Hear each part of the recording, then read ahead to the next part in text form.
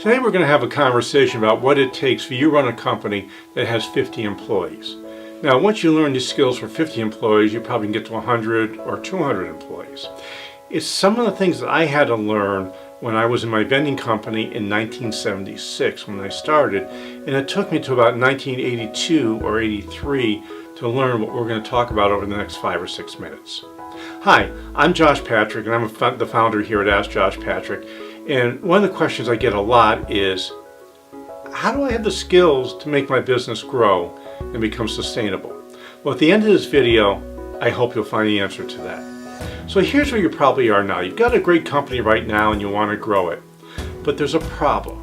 And the problem is you've been doing everything yourself. Now, you might have a few staff members, but they're more helpers than associates. They really pitch in to help. And what you do is you tell them what to do. It's very directional. You say, do this, do this, do this, do this. They're really more helpers to you than they are independent workers doing their own thing. So that's what we all do to get our business started. But as we grow, there's some different skills you need to do. So the first challenge you're probably going to have in a business that's really small is getting to around 10 employees. At 10 employees, you're going to have to learn how to delegate tasks. You're going to have to learn how to be clear about what you want to do. If you have clear values in your company, it becomes a lot easier to do, and you'll have some more clarity about this. You're going to be moving from being what we call a worker bee, where you're doing all the work yourself, to more of a manager. Now, you might do some of the work yourself, and you're likely to do some of the work yourself, but you really want to be thinking about, how can I start becoming a manager? How can I start helping the people who work with me become better what they are? How can I free up my time so I can help make the business grow into the next step? So one of the things that I learned really early in my business career is what I call EIA. It was taught to me by my first mentor, Shields Harvey, and Shields said, look, here's what you need to do. You need to expect what you want, you need to inspect to make sure you get it, and then you need to accept it.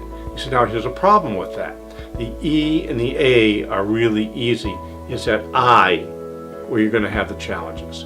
So if you can learn to inspect and do it on a systematic basis, you're likely to get the results you want. If you don't inspect, guess what? You're not going to get those respects. And you need to start learning at this part in your life how to build trust mindfully with your customers, with your employees, and with your suppliers.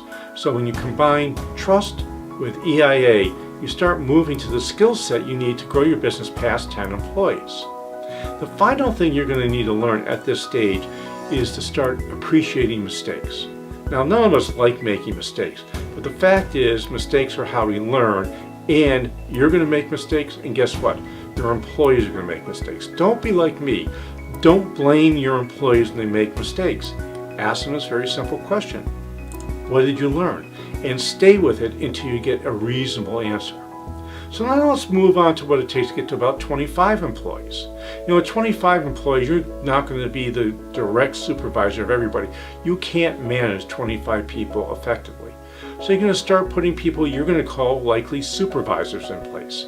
Now, if you don't treat these as supervisors, where they're just your helpers, but actually real managers, and hold them responsible for what you want them to do, you're starting to build the skills to go past 25 employees. You're still going to be doing a lot of directing at this point, and that's what most people do. But if you can start moving away from directing and start moving towards where you're asking great questions, you're going to have a choice, and you're going to start having your managers actually be responsible for their own areas and not depend on you for all the answers. And this really comes down to how well you've done with trust to make this piece work. Now let's get to the point of the whole video, which is, how do we get to 50? Or how do we get to 100? Or how do we get to 200? Once you've learned the skills to get to 50, you pretty much are going to have the skills to go past that to 100 or 200 employees. But getting to 50 is where you get to learn if you've got what it takes to build a sustainable business. No longer are you doing coach. You're no longer managing direct workers. You're now managing managers. And the managers have to be held responsible for their areas, and they have to be responsible for producing the results that you want. You need to have your managers be part of your solutions. In other words, they're going to know more about their area than you are. So instead of going out and telling them they're jerks, they don't know what they're talking about, how can they be so dumb? Stop that. Instead, ask them questions and then dig down on those questions. Get to the root cause. Help the managers learn what they really need to do. And you do this by asking great questions. Coach your managers into asking questions of their people. If you're really brave, you're going to start treating all your employees as experts at their jobs. Now, I know this is kind of a silly concept, or you might think it's a silly concept, but the fact is the people doing the work know more about your customers, know more about what you're doing, know more about their job in their area than you're ever going to know. So instead of telling people what you want, we set standards, but then we ask people good questions on what it takes to achieve these standards. Start enrolling the people who are doing the job in solving the problems that come up, and they always come up. Now you're going to want to start spending most of your time on strategic activities and stop being tactical. I call this moving to stage 2. Stage 1 managers really are doing stuff with their hands. They're directing the exact work that's being done. They're really just trying to get stuff out the door and getting cash in. You need to do that to make your company initially successful. But if you're going to make your business sustainable, you need to move from that tactical work to doing most of the work you do is strategic. And strategic is designing systems, helping your people decide what's important, making sure the people in your company are doing those important things.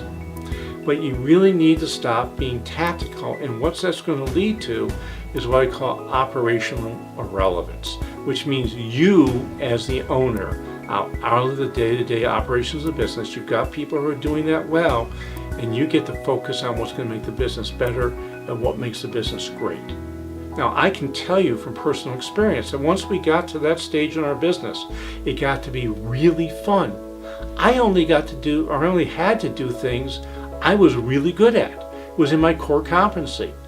It was a joy to go to work every day. It wasn't a problem because I wasn't doing things I didn't like but had to do well. That's what you do when you get your business started. Once you get to over 50, those days are over. You better be hiring people to do your weaknesses really well and make your strengths world class. So those are the things that you can start with to make your business get up to 50 employees. Once you get to 50, there'll be some new skills you're going to need to learn, but they're not as hard to learn as the ones that got you from 0 to 50. So I have an offer for you, something that I wrote. It's an ebook called Relationships and Roles. And it talks about the 4 roles that you as a business owner can do. Now, you can be either a player, a coach, a general manager, or an owner. When you get to 50 employees, you better be spending all your time as a general manager and owner. If you're still doing that tactical stuff, you're likely going to have a business that's going to explode and have huge cash flow problems. Don't want that to happen to you. I do want you to do the roles appropriately in your business and do it right. So download the free ebook. I bet you'll like it. And if you don't, you can let me know. But if you do like it, send me an email. So thanks a lot for stopping by today. And again, I'm Josh Patrick. You're at Ask Josh Patrick, and I appreciate the time you spent with me.